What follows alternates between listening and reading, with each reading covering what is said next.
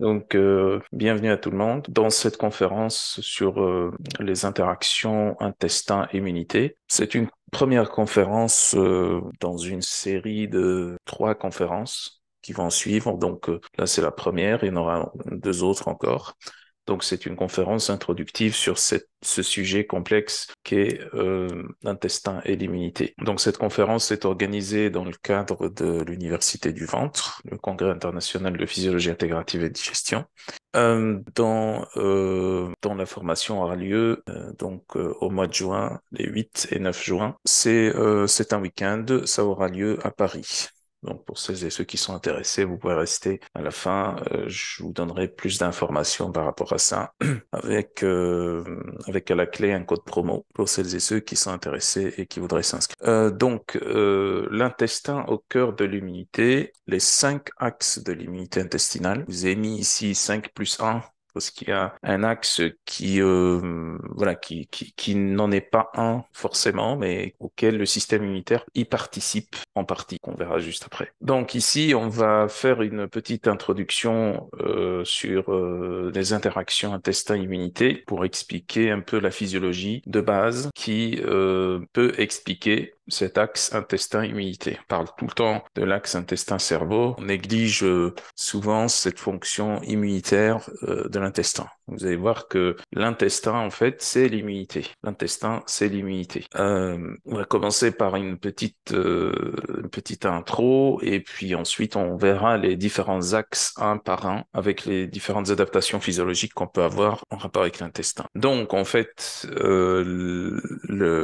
l'immunité au sens propre, pas le système immunitaire, mais l'immunité, ce concept de l'immunité, il regroupe un ensemble de choses. On a la barrière, le système immunitaire, d'une part, et d'autre part, le microbiote. Alors, quelle que soit la barrière. La barrière est souvent une muqueuse. Parfois, c'est un prolongement de la muqueuse qui est souvent c'est la peau qui constitue le prolongement de la muqueuse. Okay, donc vous regardez un peu toutes les muqueuses qu'on a.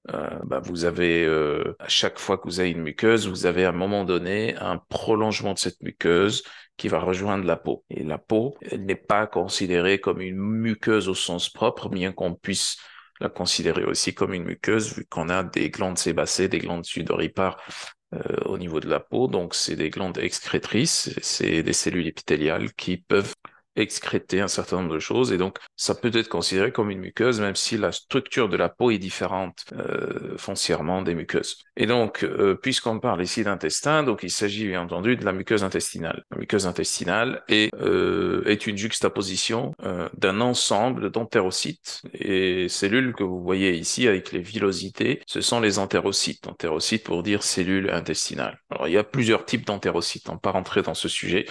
Mais il y a plusieurs types d'entérocytes. Ce qui est représenté dans ce schéma, c'est pas les différents types, mais sont représentés de manière un peu homogène parce qu'on a les cellules endocrines, on a plusieurs types d'entérocytes. En tout cas, les cellules intestinales, quand on dit cellules intestinales, on parle d'entérocytes, c'est-à-dire on parle des cellules de l'intestin grêle. On parle pas des colonocytes, ça c'est encore autre chose. Les cellules de l'intestin grêle qui sont juxtaposées en une monocouche qui va former ce que l'on appelle la muqueuse intestinale. Alors, et bien entendu, ici, vous voyez que en bidimension, vous ne voyez pas la profondeur, parce que il s'agit pas juste d'un truc linéaire, c'est en tridimensionnel, c'est-à-dire que toutes ces cellules-là ont du volume, ont de la profondeur aussi, et vont tapisser la totalité de l'intestin grêle. Et alors donc ici, c'est considéré comme la barrière. À l'extérieur de cette barrière, donc du côté des villosités, donc dans la lumière intestinale, vous avez le fameux microbiote avec des bactéries, des champignons, des levures, des virus, des parasites, des archées, etc.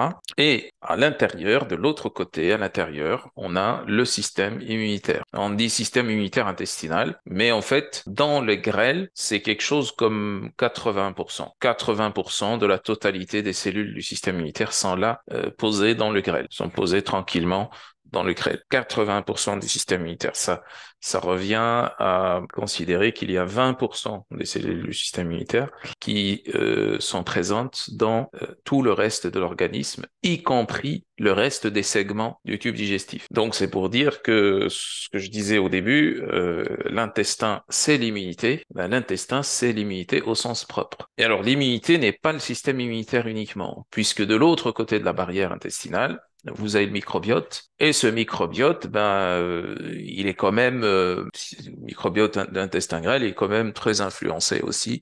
Il subit les influences, comme n'importe quel autre type de microbiote, du microbiote du côlon. On parle ici du côlon parce que dans le côlon, vous avez quelque chose comme 85-90% de la totalité du microbiote. Dans le grêle, on a 5-10% à peu près du microbiote. Donc si on considère qu'on a 80% du système immunitaire dans le grêle, si l'on considère qu'on a 5 à 10% du microbiote qui est dans l'intestin grêle et que ces 5 à 10% sont fortement régulés par les 85-90% du microbiote qui se trouve dans le côlon, eh bien, vous comprenez ici qu'on a là deux grandes catégories de fonctions qui sont là et qui vont réguler fortement ce qu'on appelle l'immunité. Et on peut rajouter à cela aussi le fait que la barrière intestinale est la barrière la plus large comparée à toutes les autres muqueuses et toutes les autres barrières. Là, c'est juste les détails de ce que je viens d'expliquer. Donc, dans la barrière intestinale, qu'est-ce qu'on entend par barrière intestinale? Ben, on entend les entérocytes, tels que je les ai expliqués. On entend le mucus, puisque les entérocytes,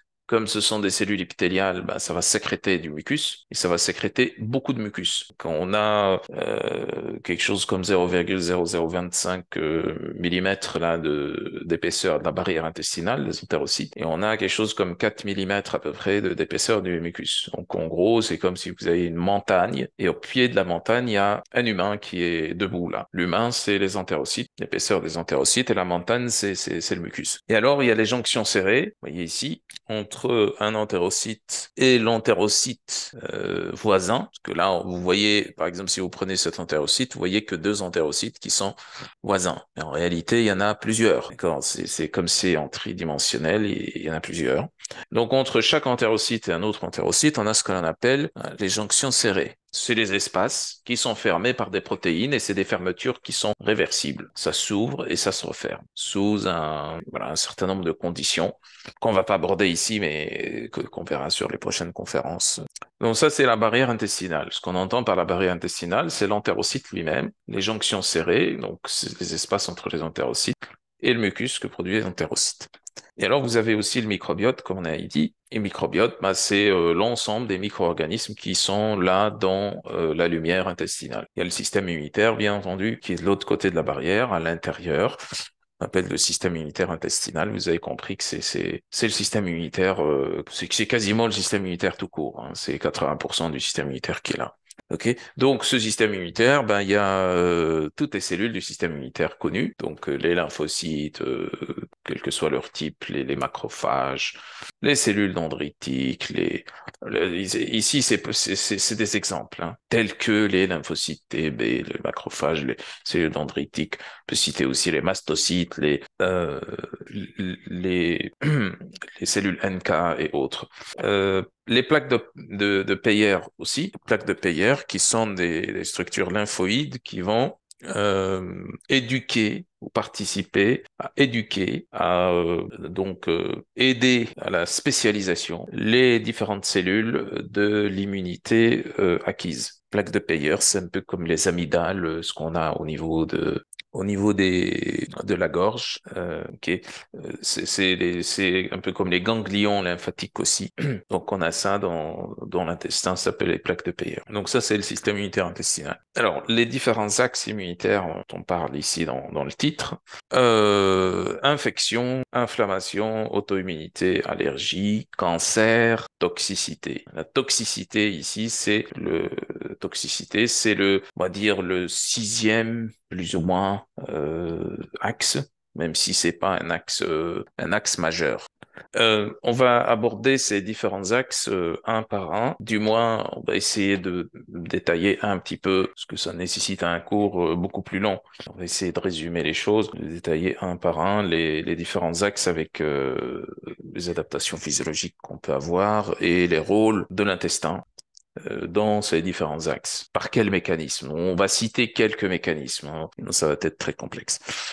Commençons donc par l'immunité anti-infectieuse. L'immunité anti-infectieuse. Quand on parle ici des différents axes, si vous voulez, les différents axes, infection, inflammation, auto-immunité, allergie, cancer, toxicité, il ne s'agit pas ici de parler de ce qui se passe dans l'intestin. Alors bien sûr, on parle bien entendu de ce qui se passe dans l'intestin déjà, mais il s'agit en fait d'influence systémique. Donc immunité anti-infectieuse, on n'est pas ici en train de parler que des infections intestinales ou des infections du tube digestif. On est en train de parler de toutes les infections en général, quelle que soit leur localisation dans l'organisme. Donc l'influence de l'immunité intestinale sur l'immunité anti-infectieuse systémique, sur l'inflammation systémique, sur l'auto-immunité systémique et ainsi de suite. Donc l'effet sur le reste de l'immunité, le reste du système immunitaire. Donc on a un rôle majeur de l'intestin dans l'immunité anti-infectieuse. Il faut bien comprendre déjà que la première barrière aux infections, ça n'est pas le système immunitaire. Ça n'est pas non plus la barrière. C'est surtout et avant tout le microbiote. Dans ce que l'on a l'habitude de manger, ou même dans l'eau qu'on est censé boire, on a toujours une certaine charge microbienne. Cette charge peut être extrêmement faible, peut être négligeable, ou ça peut être plus ou moins important. Et donc, en fonction de la capacité du microbiote à gérer cette charge microbienne, on va ressentir ou pas les effets de cette charge microbienne. On va passer donc juste après aux des explications plus détaillées, mais prenons déjà un exemple. L'exemple de deux personnes qui sont allées dans un restaurant, qui ont mangé la même chose, d'accord, qui ont mangé la même chose. Un a eu une intoxication alimentaire, ce qu'on appelle une intoxication alimentaire, qui est en fait une infection intestinale ou gastro-intestinale, une sorte de gastro-entérite, et l'autre n'a rien eu, malgré qu'ils ont mangé la même chose, la même dans les mêmes assiettes, etc. Mais un s'est senti mal et l'autre non. Alors, il y a plusieurs hypothèses à cela. Déjà, je vous donne cet exemple pour que vous compreniez que il est fort probable que la personne qui s'est sentie mal, que c'est pas la première fois et qu'elle a l'habitude d'avoir ce problème-là parce que son microbiote est de mauvaise qualité, il n'est pas bien configuré, il a moins de diversité. Il est même probable que cette personne est née par voie césarienne, qu'elle n'a pas été allaitée convenablement. Allaitement maternel, je parle ici, okay. Qu'elle a suivi dans un passé plus ou moins proche, voire même éloigné, une thérapie par antibiothérapie sur le long terme, par exemple. Donc, qu'elle a subi des infections très graves, très invalidantes et de façon chronique. L'autre personne, au contraire, elle a probablement, très probablement, un microbiote qui est parfait. Et donc, il est très probable qu'on ait ces deux situations un peu, on va dire, différentes et que l'explication de cela, c'est le microbiote, tout simplement, la configuration du microbiote. Alors, on a différentes choses à voir ici. L'immunité intestinale va agir sur l'immunité anti-infectieuse, systémique, bien sûr, globale, comme je disais tout à l'heure, de différentes façons. Donc, la première chose, c'est que, et ça on va le voir se répéter à plusieurs reprises dans les autres axes aussi, c'est que l'intestin, comme je disais, est formé de les choses comme 80% des cellules, de toutes les cellules du système immunitaire. Donc, en fait, on a une forte concentration du système immunitaire dans l'intestin. Donc, le système immunitaire, ici, est très exposé aux antigènes, aux antigènes de toxicité, aux antigènes d'allergie, aux antigènes qui peuvent provoquer de l'auto-immunité ou autres. Et donc, les cellules du système immunitaire ont acquis dans l'intestin une certaine capacité à discriminer les germes pathogènes des germes saprophytes, à discriminer tous les organismes ou les micro-organismes qui sont dangereux ou pas, à adapter la réponse spécifique à chaque type, à chaque souche microbienne. Donc ça, c'est quelque chose qui est fait dans l'intestin. Et donc, une partie de ces cellules qui vient dans l'intestin, en fait, pour simplifier, pour dire qu'ils viennent dans l'intestin pour faire valider leur stage, en fait. Les cellules du système immunitaire viennent dans l'intestin pour valider leur stage, pour avoir le diplôme, comme faisant partie du système immunitaire. Donc, ils viennent dans l'intestin parce que dans l'intestin aussi, à travers la barrière intestinale, transitent des quantités phénoménales de micro-organismes, de toxines, de nutriments, de xénobiotiques, de métabolites, etc. Donc ça, c'est déjà une première chose qui peut expliquer le lien fondamental qu'il y a entre l'immunité intestinale et l'immunité anti-infectieuse en général. Et alors, il y a aussi un autre facteur important que sont en fait les IgA. Les immunoglobulines de type A, on appelle les IgA sécrétoires. Qu'est-ce que c'est que ces IgA sécrétoires? Ben, ce sont des molécules de type immunoglobuline qui sont produits par les cellules du système immunitaire et qui vont ensuite, bon, puisque le système immunitaire est à l'intérieur de l'organisme, il va produire ces IgA. Ces IgA vont traverser de l'intérieur vers l'extérieur les entérocytes. Ils vont rentrer dans l'entérocyte par la partie basale. Je reviens rapidement ici. Vous voyez, ça, c'est la partie basale de l'entérocyte. Et ça, c'est la partie apicale. Donc, si on considère qu'on a ici une cellule, un lymphocyte quelconque ici, qui va produire les IgA, ces IgA vont traverser la partie basale de l'entérocyte, vont se retrouver dans l'entérocyte et ensuite vont retraverser la partie ici apicale pour se retrouver dans la lumière intestinale. Et c'est pour ça qu'on les appelle les IgA. Ils sont synthétisés par le système immunitaire, donc c'est des immunoglobulines, sécrétoires, parce qu'elles sont sécrétées par les entérocytes. Elles ne sont pas produites par les entérocytes, elles sont sécrétées par les entérocytes. Donc ces IgA sécrétoires ont un rôle majeur, extraordinaire, dans la régulation des espèces pathogènes, dans la lumière intestinale, donc dans le microbiote intestinal. Et donc, le fait de réguler les espèces pathogènes dans l'intestin, ça équivaut à une sorte d'aide à réguler, en fait, la charge microbienne qui vient de l'extérieur, déjà. Et donc, dans ce sens-là, on va avoir moins de microbiote pathogène, et donc, alors, on aura moins de risques d'infection. Et puisqu'il y a moins de micro-organismes pathogènes, le microbiote sera mieux configuré avec plus de micro-organismes saprophytes et donc le microbiote lui-même va gérer aussi, donc étant influencé par ces IgA sécrétoires, va mieux gérer également la charge microbienne qui vient de l'extérieur. Alors on a aussi la fonction barrière. La fonction barrière intestinale, bien, c'est une fonction qui va aider à maintenir l'intégrité de l'intestin en évitant qu'il y ait des micro-organismes qui pénètrent à l'intérieur dans le milieu intérieur. Et donc ça, c'est à travers les entérocytes eux-mêmes, deux, le mucus, parce que le mucus, il est très épais comparé aux micro-organismes eux-mêmes ou comparé aux entérocytes. Le mucus est très épais justement pour maintenir loin les micro-organismes pathogènes justement. Loin de quoi? Loin de la barrière intestinale justement. Et puis vous avez aussi les jonctions serrées également. Les jonctions serrées sont fermées par des complexes protéiques, ce qui va permettre donc d'éviter qu'il y ait des micro-organismes qui pénètrent. Déjà, entre autres, parce que ça évite aussi qu'il y ait des toxines et des choses comme ça qui pénètrent aussi à l'intérieur. Et donc, ça diminue également le risque d'infection. Parce que on peut imaginer que quelqu'un puisse avoir été exposé à une charge microbienne très élevée et que le microbiote n'arrive pas à gérer ça. La barrière intestinale, eh bien, elle est plus ou moins poreuse. Et puis le système immunitaire, le système immunitaire intestinal n'est pas arrivé à gérer cette charge microbienne très élevée. Donc là, on a une septicémie directe. OK? Donc, l'immunité anti-infectieuse versus l'immunité intestinale, on a des rôles de barrière, de régulation de la communauté microbienne dans l'intestin et surtout d'entraînement, d'éducation, d'entraînement des cellules du système immunitaire, surtout l'immunité spécifique, l'immunité acquise, afin qu'ils puissent répondre à toute infection potentielle, pas que dans l'intestin, mais également ailleurs dans l'organisme, puisque si on a une infection, un foyer d'infection ailleurs que dans l'intestin, dans un autre organe, eh bien, il y aura certes les cellules du système immunitaire qui sont dans cet organe et autour de cet organe, mais il y aura une migration massive également d'une partie des cellules du système immunitaire intestinal. Ok, bon, ça c'est un petit résumé.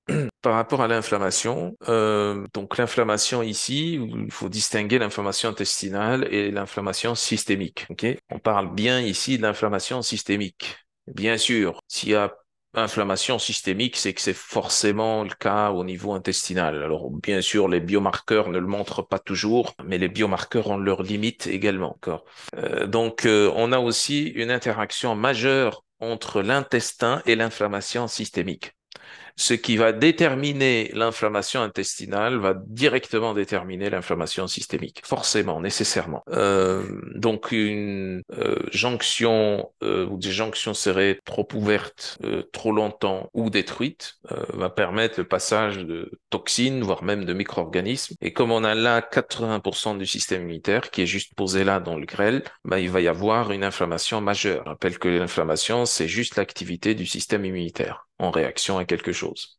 Et donc, puisqu'il va y avoir une inflammation au niveau intestinal, cette inflammation va se propager ailleurs également, si elle est suffisamment élevée, première chose, et deuxième chose, si elle est suffisamment prolongée dans le temps. Alors, comment ça se fait? Quel est le rapport entre l'inflammation qui est dans l'intestin grêle et l'inflammation qui est dans le cerveau ou qui est dans les reins ou dans le foie ou dans le cœur peut-être ou ailleurs ou dans le sang carrément? Eh bien, il s'agit tout simplement des cytokines pro-inflammatoires, l'équilibre tout simplement entre les cytokines pro-inflammatoires et les cytokines anti-inflammatoires. Quand il y a inflammation intestinale, les cellules du système immunitaire vont produire beaucoup de cytokines, d'accord, pro-inflammatoires, bien entendu, pour s'activer. Et comme ce que je disais, comme on a là 80% du système immunitaire dans l'intestin grêle, eh bien, vous imaginez la quantité de cytokines produites en cas d'une inflammation au niveau de l'intestin.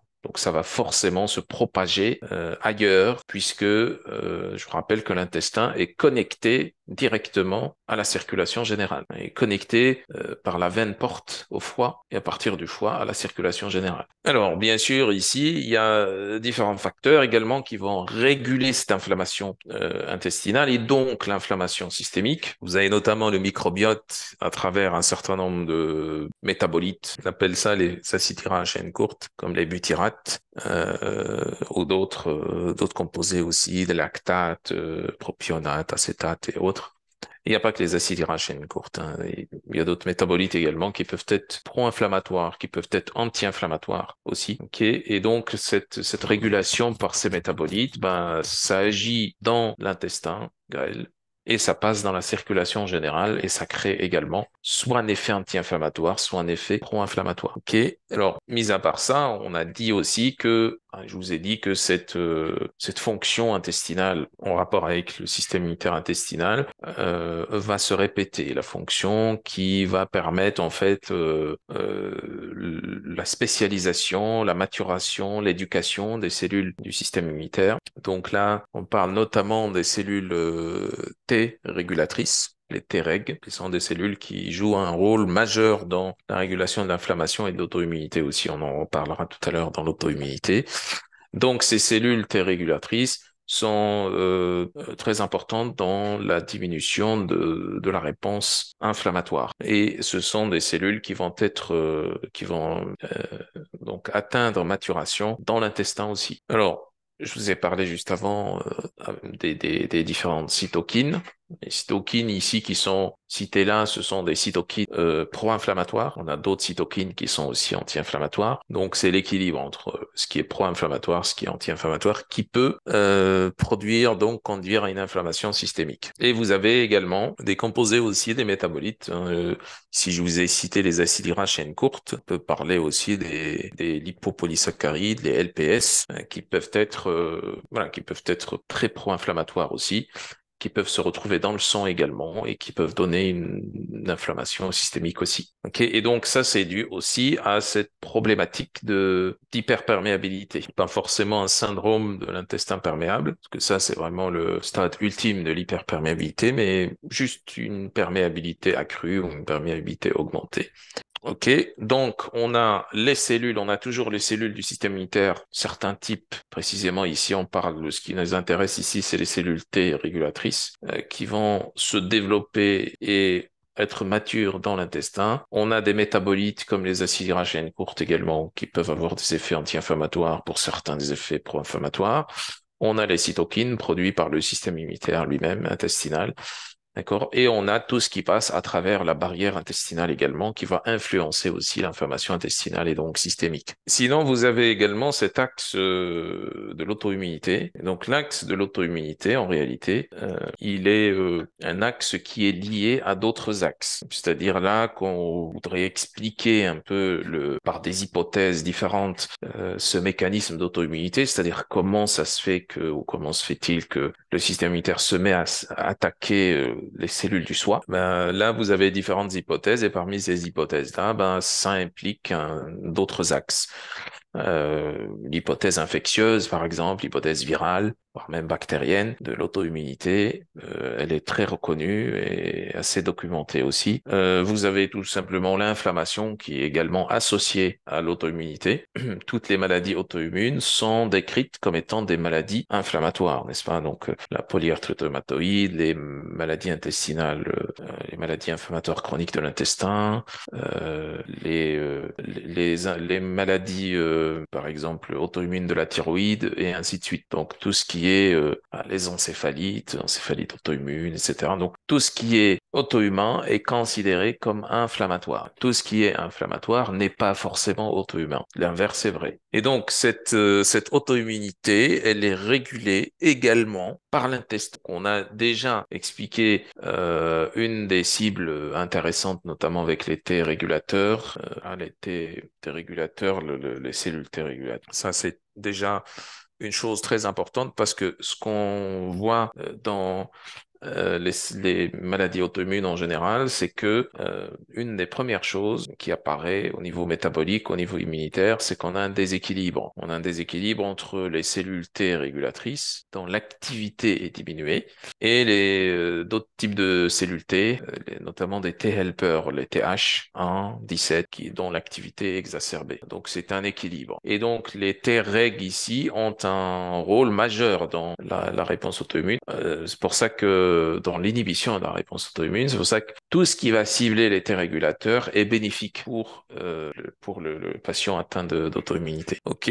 Et puis, bien sûr, comme je vous disais au début, l'intestin, c'est un énorme réservoir pour que les cellules du système immunitaire soient éduquées, pour qu'elles s'adaptent, pour qu'elles évoluent, deviennent de plus en plus matures, spécifiques au niveau de leur réaction par rapport à cette discrimination, cette distinction entre le soi, le non-soi, les gènes ou les antigènes, pardon, qui viennent des cellules ou plutôt des micro-organismes, on va dire ennemis ou amis, parce que on n'a pas que le soi qui ne doit pas être attaqué par le système immunitaire, on a aussi les micro-organismes saprophytes, n'est-ce pas, qui ne font pas partie du soi au sens propre, bien que on a un mécanisme qui est assez décrit aussi chez le bébé, le nouveau-né, dès qu'il naît, à partir voilà, des premières heures jusqu'au quatrième, cinquième jour à peu près, le microbiote qui a été voilà, ingéré par ce nouveau-né et qui provient du microbiote vaginal de la maman, celui-ci va être, c'est-à-dire ces antigènes vont être présentés au système immunitaire du nouveau-né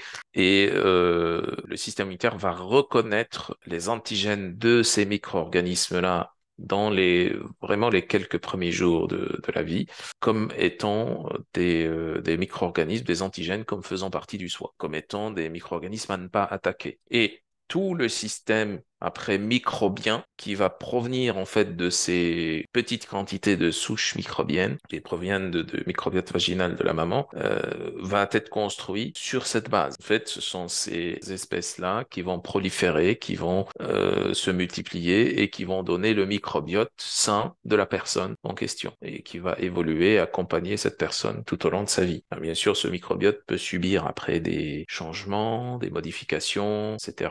Peut-être subir des déséquilibres et tout ça tout au long de la vie, ça c'est oui.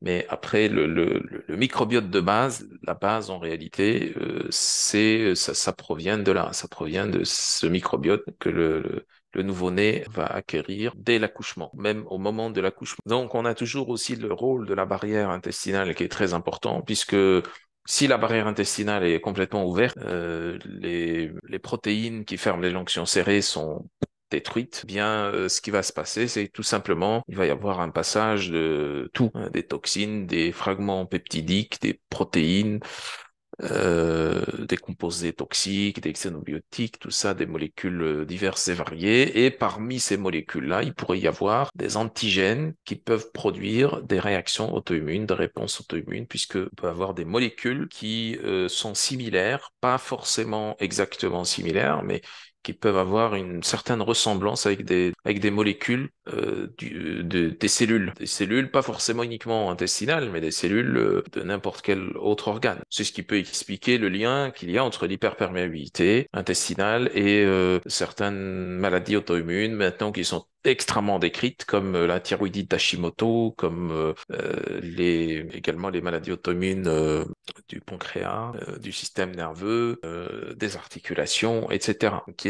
Bien sûr, pour ces maladies auto-immunes, on a une certaine détermination génétique, mais il y a aussi un rôle majeur, vraiment un rôle majeur de l'intestin et de la barrière intestinale. Donc ça, c'est vraiment un facteur majeur qui va déterminer le développement ou non des réponses auto-immunes. Et ça peut être des réponses auto-immunes conventionnelles, classiques, c'est-à-dire qui vont se manifester par des maladies qu'on connaît, qu'on sait diagnostiquer, sur lesquelles on a un tableau clinique, hein, on a une biologie type, etc. pour dire, OK, là, il s'agit de telle maladie auto-immune, et ça peut donner aussi lieu à des maladies auto-immunes ou des réponses auto-immunes non conventionnelles, c'est-à-dire c'est des maladies qui n'ont pas encore été identifiées. C'est des réactions auto-immunes, ce qui relève un peu du trouble métabolique, mais quand c'est pas nommé, qu'on sait pas désigné, qu'on sait pas déterminé, qu'on sait pas diagnostiqué, et donc dont on sait même pas l'existence. Par de ces maladies auto-immunes non conventionnelles, ben elles sont pas connues. Par définition, ce sont pas des maladies, puisqu'on dit maladie par rapport à quelque chose qu'on connaît, qu'on identifie, qu'on a la solution ou pas pour ça, mais qu'on sait identifier au moins. Là, c'est même pas des maladies, c'est des réponses auto-immunes non conventionnelles. Tout ça, c'est dû au passage d'antigènes en quantité très importante au niveau intestinal, donc dû à une hyperperméabilité intestinale. Et alors, bien sûr, on revient toujours à toute la signalisation inflammatoire, comme je vous disais, puisque on avait dit que inflammation, auto-immunité, ben c'est inséparable. Tout ce qui est auto-humain est inflammatoire, par contre, tout ce qui est inflammatoire n'est pas forcément auto-humain. Ok. Et donc, tout ce qu'on a dit sur l'inflammation tout à l'heure s'applique ici. Les acides gras à chaîne courte, les cytokines pro-inflammatoires, les T régulateurs aussi, parce que les Treg sont plutôt des cellules qui vont avoir un effet plutôt anti-inflammatoire et aussi inhibiteur du processus auto-immun. Okay. Il y a les Treg et ces Treg vont être à l'origine d'un certain nombre de cytokines. Ces cytokines vont modérer la réponse auto-immune et l'inflammation. Interleukine 10 par exemple, TGF-bêta également, et d'autres que des exemples ici. OK? Alors ça, c'est un petit résumé, c'est toujours bien d'avoir un schéma. Alors, les allergies, c'est l'autre axe. C'est un autre axe complètement. Alors, c'est pas complètement indépendant, mais c'est quand même un axe à part entière. Les allergies, c'est les réactions histaminiques aiguës, à ne pas confondre avec les histaminoses. Les histaminoses, dont on a dedans le SAMA, syndrome d'activation mastocytaire, l'intolérance à l'histamine et d'autres histamines mentionnels. Mais là, on parle des allergies au sens propre, c'est-à-dire une réaction histaminique aiguë. Donc, dans ce sens-là, vous avez également l'intestin qui se mêle de ça aussi. L'intestin a un rôle aussi majeur, une très forte régulation également des allergies et des terrains allergiques, comme aussi des terrains auto-immuns, des terrains inflammatoires et infectieux, comme on l'a vu. Là, on a une forte régulation par l'intestin à travers différentes voies également. Pareil, donc ces Treg également, ces cellules Treg vont également avoir un effet de modulation, de modération également des réactions allergiques. Un effet préventif déjà si on a un système Treg qui fonctionne bien. Si on n'a pas de déséquilibre entre les Treg et d'autres cellules T, on a aussi le microbiote qui va déterminer également cette réponse immunitaire aussi, cette réponse immunitaire mastocytaire. Donc la réponse mastocytaire est déterminée par plusieurs choses, notamment par l'inflammation, surtout, par la capacité à digérer, digestion aussi, moins de digestion, plus de protéines, de peptides, etc., de toutes sortes. Et donc, ça va créer également des activateurs des mastocytes. Et donc, également, le microbiote va produire tout ce qui est anti-inflammatoire et tout ce qui est anti-allergique, antihistaminique. La barrière intestinale aussi, ben, ça joue un rôle puisqu'on parle ici d'antigènes allergiques, d'accord, d'allergènes. Et ces allergènes, ben, c'est pas juste au niveau intestinal, c'est systémique également. Et là aussi, vous avez compris, hein, on a déjà expliqué le principe de la barrière intestinale, des jonctions serrées ouvertes, etc., qui laissent passer un ensemble d'antigènes et donc qui donnent plus de chances, plus de risques qui est développement d'allergie, puisque l'organisme, le système immunitaire, l'organisme est tout le temps exposé, bombardé par des antigènes. Et puis vous avez aussi la production d'immunoglobulines E et A, d'accord, donc surtout les E, les A également aussi accessoirement, et ceux-là vont aussi participer aux réactions allergiques ou déclencher les réactions allergiques. Et c'est tout simplement des immunoglobulines de sensibilisation. Vous savez qu'il faut il faut s'exposer d'abord à l'allergène dans un premier temps et ensuite développer la réaction allergique un deuxième. Et donc là, comme on a aussi une très grande partie du système immunitaire qui est là dans l'intestin, eh bien, on va produire, s'il y a d'autres facteurs autour de ça, entre autres l'hyperperméabilité intestinale, on va produire également beaucoup d'immunoglobulines E, ce qui va sensibiliser plus ou ce qui va avoir plus de tendance à sensibiliser aux différents antigènes. Alors la cancérogénèse également, cancérogénèse en rapport avec l'immunité anticancéreuse. Donc on a également un certain nombre de métabolites au niveau du microbiote. L'inflammation aussi est un facteur de risque assez bien étudié dans le cas de développement du cancer, notamment le cancer colorectal, mais pas que.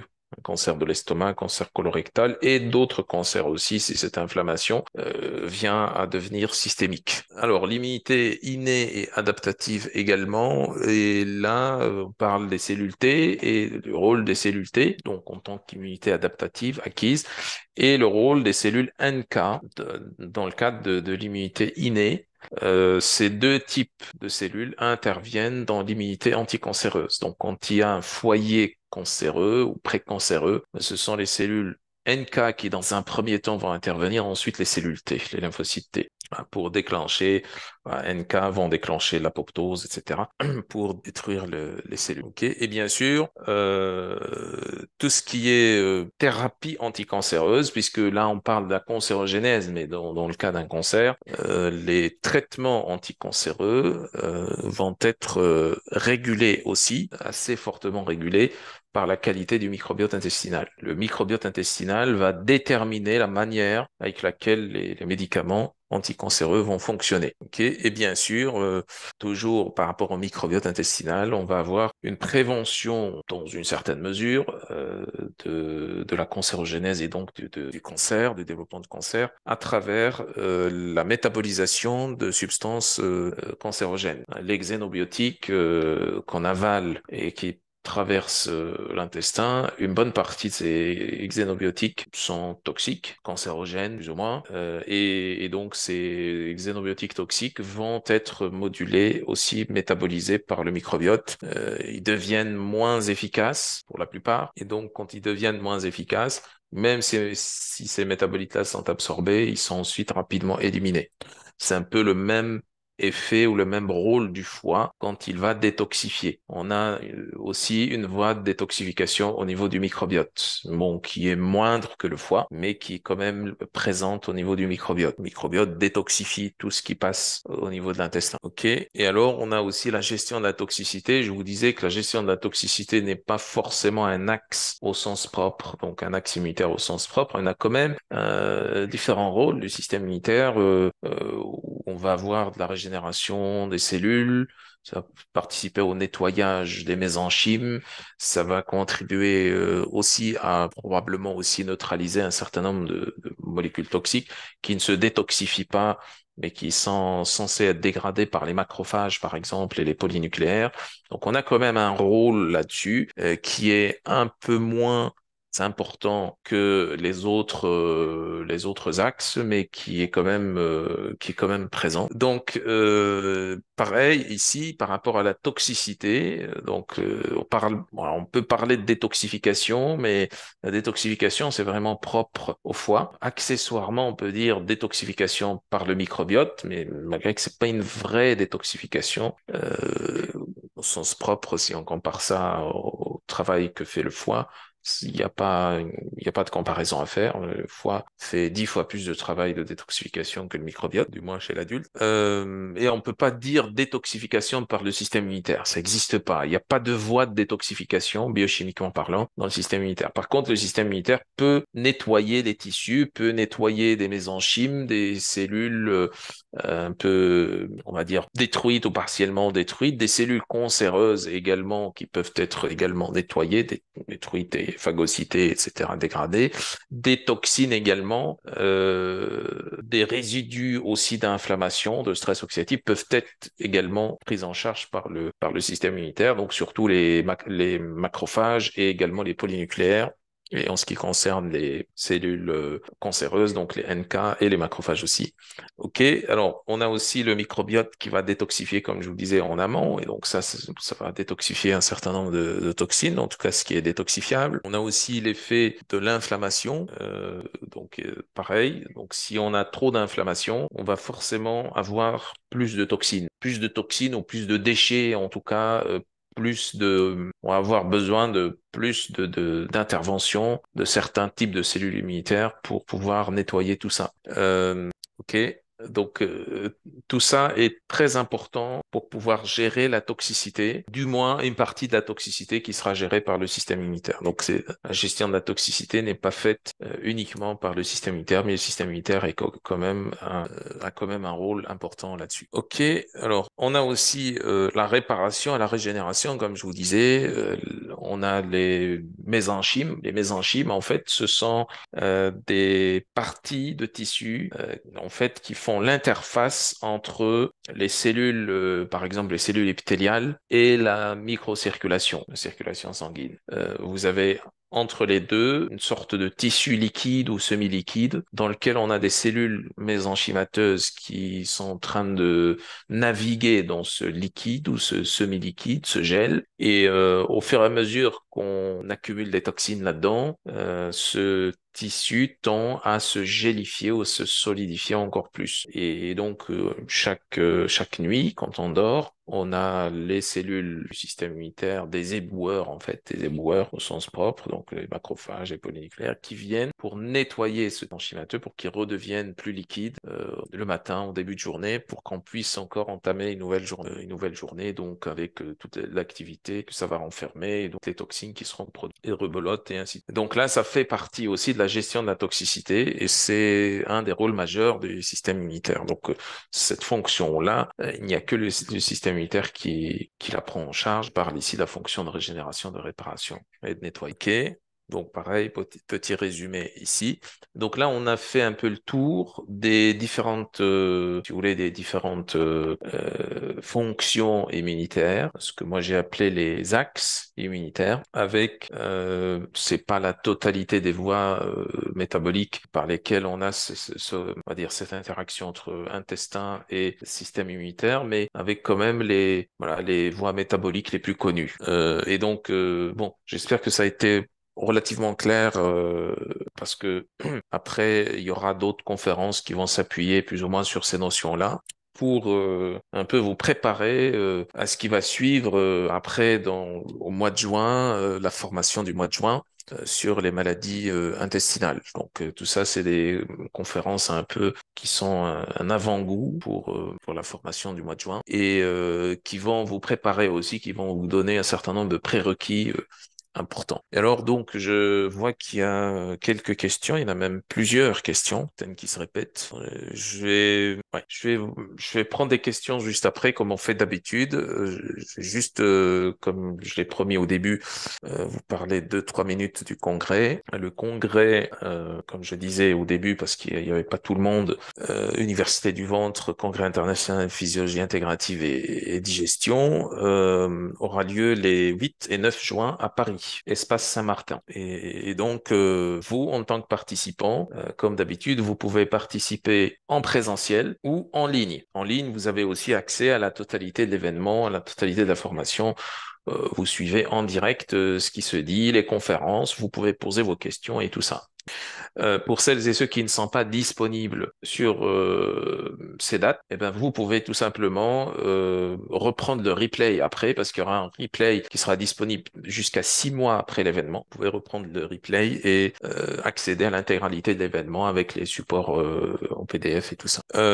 Ok, donc pour vous inscrire, très facile. Donc vous allez sur orthodiète.org. Vous avez une page déjà quand vous rentrez sur orthodiète.org. Vous avez déjà la fiche qui apparaît. Ou alors vous allez directement sur la page /inscription-université-du-ventre. Ok, et donc vous avez la page d'inscription directement. Vous pouvez utiliser, je vous encourage déjà à utiliser ce code promo AAH30 qui donnera à peu près une réduction de 30% sur les deux formules, soit en présentiel ou en ligne. Ça c'est déjà une bonne chose. Alors c'est une réduction qui sera limitée dans le temps. On n'est pas encore décidé sur quand est-ce qu'on arrête les codes promo. Pour l'instant, profitez-en, ça fonctionne encore, mais ça ne va pas continuer, puisque les places commencent à se remplir et il y a de moins en moins de places. Donc ça, c'est un récap un peu du programme. Alors le programme, vous pouvez le retrouver sur cette même page. Je reviens sur le programme juste après. Pardon, ça s'est coupé. Désolé, Voilà. Donc sur cette même page en bas, là il y a la fiche, hein, et en bas vous allez trouver tout le programme, hein. C'est le même que vous avez ici. C'est comme ce que je fais d'habitude. En fait, c'est un congrès formation. Il y a un certificat à la fin de la formation. C'est un congrès qui est organisé par moi-même et par Augustin Delivois. Augustin Delivois des éditions Augustin Delivois. Donc c'est un congrès qui va regrouper, du moins dans cette première édition, cette formation sur les maladies intestinales en général, avec un grand focus sur les maladies intestinales fonctionnelles. Okay. Donc vous avez notamment les différentes notions abordées ici, sans rentrer trop dans les détails. Vous pouvez regarder ça à votre aise après. Donc on va aborder lors de la matinée du premier jour, donc des notions sur le microbiote, la dysbiose intestinale, l'IMO, la surprolifération intestinale par les archées, les méthanogènes, et le SIBO, la surprolifération bactérienne de l'intestin grêle. Dans l'après-midi du premier jour, ben, on va aborder des notions en rapport avec l'intolérance à l'histamine et aussi tout ce qui est génétique et aussi biomarqueurs, analyse sanguine, biomarqueurs, analyse coprologique. Donc tout ça sera abordé l'après-midi du premier jour. Donc la matinée du deuxième jour, donc on va parler notamment de l'intestin perméable, des hormones, notamment l'interaction avec la thyroïde, la prise en charge de l'hyperperméabilité. De toute façon, protocole pratique, ça c'est par rapport au syndrome d'intestin irritable, syndrome d'intestin perméable. Mais en fait, il y aura toujours, tout le temps, des protocoles pratiques, hein, y compris le premier jour. Il y aura toujours des choses très pratiques. Et bien sûr, sur l'après-midi, on va parler d'auto-immunité, notamment, avec David Billstrom, docteur David Billstrom, qui est un médecin fonctionnel américain qui vient sur place, qui se déplace, qui fait le déplacement pour le congrès. Ok, et on va parler aussi des MICI, des maladies intestinales chroniques, des maladies inflammatoires, pardon, chroniques de l'intestin avec Dr Bruno Donatini, et aussi de l'approche endobiogénique, phyto-endobiogénique, intégrative, des troubles de l'intestin en général. Bon, il y aura un angle en fait focus troubles fonctionnels, mais en fait l'approche endobiogénique s'applique sur l'ensemble des maladies intestinales, y compris les maladies inflammatoires. Donc, on aura différents intervenants. Il y en aura, bon, il y aura moi-même déjà pour commencer, et puis il y a aussi des sommités, du moins dans le monde francophone, des maladies intestinales. Donc, dans Bruno Donatini, également Christian Boyer, Lucie Ouetchoko. On aura Christian Vélo. Donc, à la dernière conférence du premier jour, il y aura Christian Vélo qui va nous parler des perturbateurs endocriniens et leurs effets sur la santé. Il y aura Bruno Méret également qui va faire une présentation aussi sur les analyses biologiques. Et alors, on a d'autres aussi, d'autres intervenants également, d'autres qui sont plus connus, d'autres moins connus. On a aussi Dr Stéphane Rézimant et on a également quelques naturopathes, nutritionnistes, micronutritionnistes, nutrithérapeutes qui vont présenter également des cas cliniques. Alors les cas cliniques, on en aura aussi avec les autres. Donc, il y aura des conférences qui vont présenter exclusivement des cas cliniques et d'autres conférences, on va présenter une partie pour expliquer le principe, comme par exemple le SIBO, l'IMO, tout ça, ça nécessite des explications plus détaillées. Et puis, en même temps, dans ces mêmes conférences, il y aura aussi des cas pratiques aussi. Voilà, donc ça, c'était un peu la partie congrès. Pour celles et ceux qui sont intéressés, vous pouvez aller ici et utiliser le code promo tant qu'il est encore fonctionnel. Alors, je vais maintenant prendre les questions. Je vois qu'il y a des questions. Alors, puisqu'il y a quelques questions en rapport avec le congrès, je vais répondre à ces questions. Comme ça va être dans la même, le même sujet. Et puis après, je vais passer aux questions sur la conférence. Information de juin, comment se fait l'inscription? C'est deuxième conférence. Tweet, je suis algérienne. Algérienne, il faut contacter Science Event, docteur Sofiane Benzerguine, qui est partenaire du congrès. Donc, il faut contacter Science Event. Congrès pour m'inscrire au congrès du mois d'avril en Tunisie. Bah, ça, c'est encore autre chose. Et il faut contacter AzurTech pour ça. AzurTech, docteur Rafia Amelek, AzurTech. Est-ce que la supplémentation complément pour maintenir, donc ça c'est bon, j'imagine. Oui, il y a un congrès en Tunisie, il y a eu un congrès en Algérie, il y aura un congrès au Maroc, il y aura un congrès en France. Partout, il y a des congrès, il n'y a aucun problème. Et même ceux qui, comme je disais, les congrès, c'est toujours en hybride. Ceux qui ne peuvent pas se déplacer, ils ont accès en direct en ligne. Ou ceux qui ne peuvent même pas être présents, même en ligne, ils peuvent revoir ça en replay tranquille après. Alors, je reviens donc sur ça. Ok.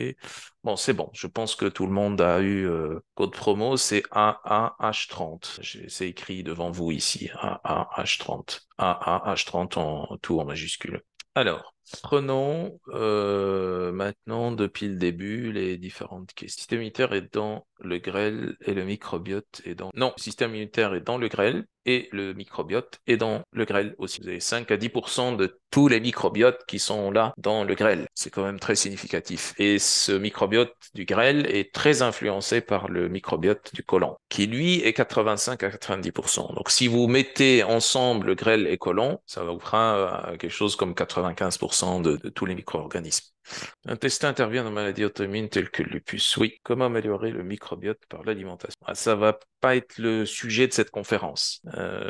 Ça sera abordé légèrement dans les 2 prochaines conférences. Donc restez connectés. Donc on vous enverra des emails pour vous informer des prochaines conférences et ça sera abordé en détail au cours du congrès, au cours de la formation. Qu'on appelle l'hyperperméabilité intestinale. Est-ce que Epstein-Barr est impliqué dans la maladie auto-immune? Oui, absolument. Au cours de la maladie cœliaque.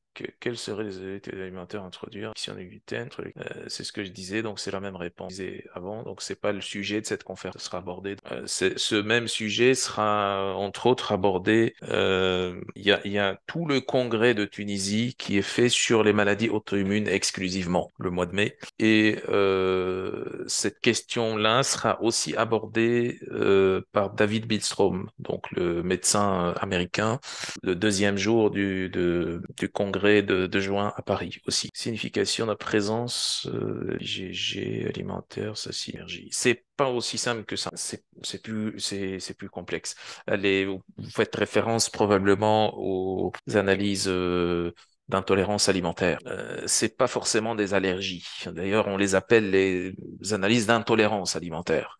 Donc, c'est pas forcément strictement des allergies. C'est pour ça que vous avez des décalages importants très souvent dans ces analyses. Vous voyez qu'il y a des aliments vers lesquels il y a une certaine sensibilité montrée dans l'analyse, alors que dans la réalité, le patient ne voit rien du tout. Donc c'est vraiment autre chose. C'est pas forcément les allergies. Ça peut être les allergies, mais c'est pas spécifique aux allergies. C'est de réguler et moduler les Treg par l'alimentation, par les médocs. Oui, bah, c'est ce que font une bonne partie des médicaments qui ciblent ou qui sont donnés dans les cas de maladies auto-immunes. C'est une cible privilégiée, la balance Treg, T-helper 1 et 17. Oui, et oui, dans l'alimentation, il y a les plantes, l'alimentation, la micronutrition et puis les règles du style de vie. Oui, ça régule fortement les T régulateurs. Oui, optimiser la fonction lymphocyte Treg, ça va être abordé aussi.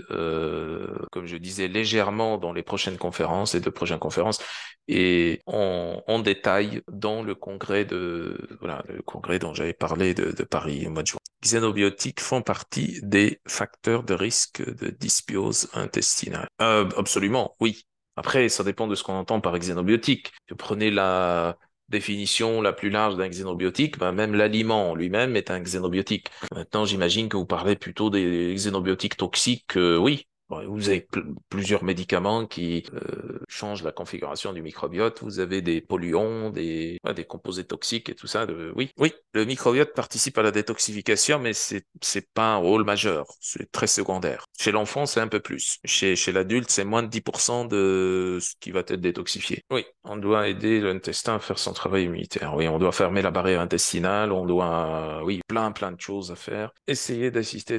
Vous êtes la bienvenue. Vous pouvez contacter AzureTech. AzureTech, c'est le partenaire en Tunisie qui, justement, va co-organiser avec moi le congrès sur les maladies auto-immunes sur place en Tunisie, à Monastir. Et donc, ça sera le mois de mai. Et alors, vous pouvez aussi, si vous voulez, pour le congrès de Paris, contacter AzureTech pour vous inscrire directement chez eux pour le congrès de Paris. Ils sont aussi partenaires de l'événement. Est-ce que la sécrétion des IgA sécrète peut être réduite en polymorphe? Oui, absolument. Vous avez une personne pour 500, donc en gros 2 personnes pour 1000, qui ont très peu, voire pas du tout, d'IgA sécrétoire. Voilà. Donc c'est pas extrêmement fréquent, mais c'est quand même assez fréquent. Et donc ces gens-là régulent en produisant des IgM sécrétoires. Alors ils essayent de compenser, mais les IgM ne compensent pas tout le travail fait par les IgA sécrétoires. C'est pour ça que ces personnes-là seront toujours malades au niveau d'intestin. Ils vont avoir des problèmes d'inflammation, d'hyperperméabilité, de dysbiose, de plein de choses, des infections, tout ça. Oui, c'est absolument. Donc, quand on dose des IgA sécrétoires dans les matières fécales, dans ces situations-là, on les trouve extrêmement bas. Pas juste un peu bas, mais extrêmement bas, complètement écrasés. À ce moment-là, on sait que c'est probablement, très probablement, un polymorphisme génétique, mais là, vous n'allez pas avoir 5 personnes par jour, hein. C'est relativement rare. Ok, est-ce que le colostrum peut être intéressant? Oui, absolument. Le colostrum, on l'a dans les quelques premiers jours, et beaucoup plus riche encore que le lait maternel. Mais le lait maternel, en général, si l'enfant est bien allaité, suffisamment allaité, suffisamment veut dire... il y a des paliers. Le minimum syndical, c'est 6 mois d'allaitement, de préférence 24 mois. Surtout pour ceux qui sont nés par voie césarienne. La séance de rattrapage, c'est l'allaitement. Quand on rate l'accouchement par voie basse, la séance de rattrapage, c'est l'allaitement. Et bien entendu, il faut le mieux, après, le mieux, c'est de naître par voie basse et d'être allaité le plus longtemps possible. Eh ben, comment on peut rétablir, etc. Covid, oui, bon, écoutez, pareil, j'ai déjà répondu. Je disais que c'est pas le sujet de cette conférence, à d'autres conférences dans lesquelles on va aborder certaines. Comment on peut s'inscrire? Bah, je ne sais pas, vous parlez de quel congrès? Ce congrès, j'ai déjà expliqué. Vous avez le lien en haut, ici. Vous rentrez sur ce lien, sur Orthodiète, etc. Et vous avez le code promo. Et dans cette même page-là, vous défilez, vous avez où vous inscrire. Si c'est autre chose, ben, il faudrait contacter les personnes concernées. Congrès Maroc, mois d'avril, congrès Tunisie, mois de mai. Par rapport à la formation de juin, comment se fait l'inscription? Deuxième conférence gratuite. J'ai déjà répondu à la question. Vous disiez, contactez Science Event. Science avec S, Event. Je vous écris ça en bas. Science avec S, Event. Contactez Science Event. Ils sont partenaires de l'événement. Vous pouvez vous inscrire chez eux. Ils sont en Algérie. Eh ben voilà. Donc sinon, je vois pas d'autres questions. Si. Ça se mélange un petit peu. Le kéfir de lait, le kéfir de fruits, kombucha. Oui, c'est bien pour le microbiote. Détoxification, zéolite, ça détoxifie pas. Ça a un effet sur la captation des métaux lourds, métaux toxiques, certaines toxines dans l'intestin, mais ça n'a pas de rôle de détox. C'est un peu le même rôle que le charbon. Cancer du côlon et alimentation. Est-ce que en relation, oui, relation, mauvaise graisse, probablement les charcuteries. Replay des 2 dernières conférences reçues, mais pas, je ne sais pas. On va vérifier, mais merci à vous aussi. 24 mois d'allaitement maternel. Oui, 24 mois d'allaitement maternel. C'est peut-être très pénible, voire difficile. Ça veut pas dire que tout le monde peut le faire, hein. Là, je vous dis 24 mois, c'est pas pour autant que tout le monde doit faire 24 mois. Femmes qui ne peuvent pas allaiter plus longtemps parce qu'il y a plus de lait ou autre. 24 mois d'allaitement maternel, c'est l'idéal, surtout pour un enfant qui est né par césarienne, parce que cet enfant, il aura un handicap qui va traîner toute sa vie. Donc la maman va faire un effort, peut-être même un effort considérable sur ces 24 mois, mais elle va préserver la santé de son enfant tout au long de sa vie. Ok, comment rattraper, c'est une longue histoire. Les anticorps, les prébiotiques, le microbiote, ma mère, c'est des mots-clés. Ok, ben, écoutez, ben, merci pour votre attention. C'était un plaisir, comme d'habitude. Et donc, restez connectés. Vous allez recevoir d'autres mails pour accéder à d'autres conférences. Merci pour votre attention. À bientôt.